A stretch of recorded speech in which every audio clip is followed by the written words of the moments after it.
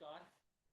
आजचा विषय, कधी कधी आपण सत्य पाहून निर्णय घेत नाही, आपण इतरांचा विश्वास करून संवाद मैदान. एक मेरक्या आपल्या बिळामध्ये पाहायला उभा होता. अचानक त्याला दूर काहीतरी संशयास्पद दिसलं. तो सावध झाला. त्याच्या हालचाली पाहून जवळचे बिरक्याची सतर्क झाले. काही क्षणात संपूर्ण कळप सावध झाला. पण खरी गोष्ट अजून स्पष्ट झाली नव्हती. धोका नेमका काय होता कुणीही खात्री दिली नव्हती. फक्त एकाचा संकेत आणि त्यावर अनेकांची प्रतिक्रिया.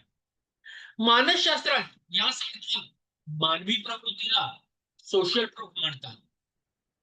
जेव्हा अनेक लोक एखाद्या गोष्टीवर विश्वास ठेवलेले देतात, तेव्हा आपल्याला ती गोष्ट खरी असण्याची शक्यता जास्त वाटते.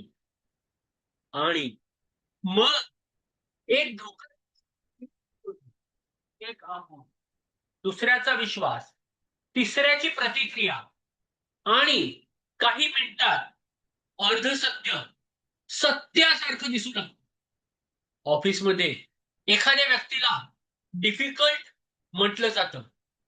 जहाजाच्या ऑपरेशन मध्ये डिले झाला की लगेच एखाद्या डिपार्टमेंटवर ब्लेम येतो.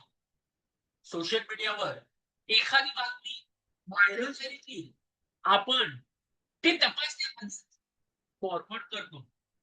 समस्या आपली बुद्धी कमी असल्याची नाही, आपलं मन वेगाने निर्णय घेण्यासाठी शॉर्टकट वापरतो.